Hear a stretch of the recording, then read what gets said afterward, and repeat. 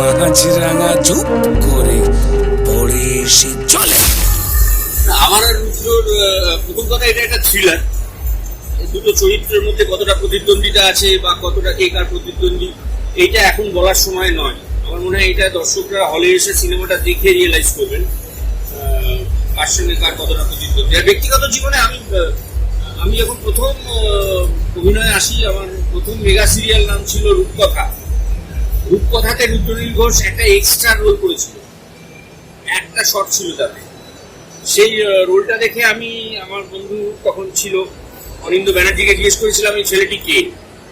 বলেছে ছেলেটি একটু থিয়েটারের সঙ্গে যুক্ত আর একটু অভিনয় করার চেষ্টা করছে, এবারে নজরে রাখিস, একদিন বড় গাছ হবে।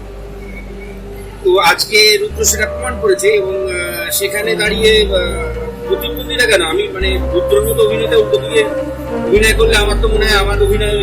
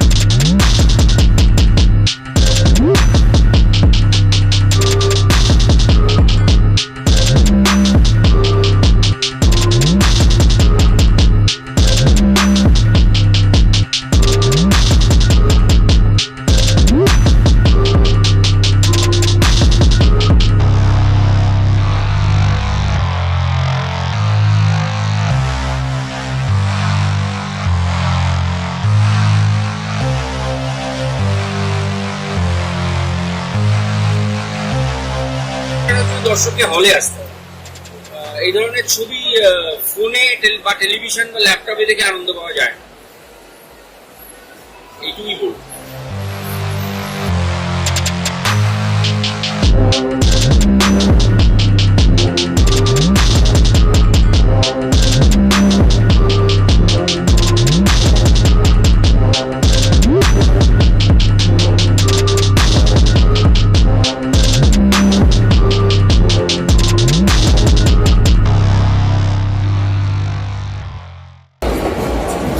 পরপর দুবার থ্রিলার, ব্যাপারটা হচ্ছে যে থ্রিলার জনারের মধ্যে যেমন লাভ স্টোরি অনেক রকম, লাভ স্টোরি কমেডি অনেক রকম, থ্রিলারও অনেক রকম। তো আমার প্রথম যে ছবি ছিল নেটওয়ার্ক ছিল এই মিডিয়া বা টিভি ইন্ডাস্ট্রি নিয়ে একটা সাসপেন্স ছিল।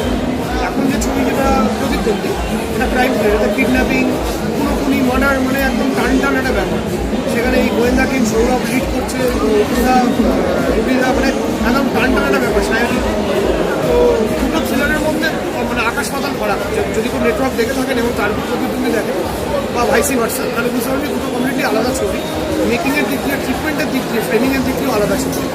আর থ্রিলারের প্রতি আমার একটা অবভিয়াসলি একটা কর্নার আছে, সেটা আমি ডেভিড ফিঞ্চার, নোলান বা ইভেন আমাদের আলফ্রেড হিচকক, যে মাস্টার অফ সাসপেন্স, তো ওনার কাছ থেকে বড় হয়েছি এবং সবসময় আমার থ্রিলারের প্রতি এটা খুব ভালো লাগবে। সারাক্ষণ আনপ্রেডিক্টেবিলিটিটা কাজ করে, লাস্ট পর্যন্ত কিছু বোঝা যায় না কী হবে। তো আমার সবসময় মনে অডিয়েন্সকে আমি সেই ট্রিপটার মধ্যে দিয়ে নিয়ে যেতে চাই। So that's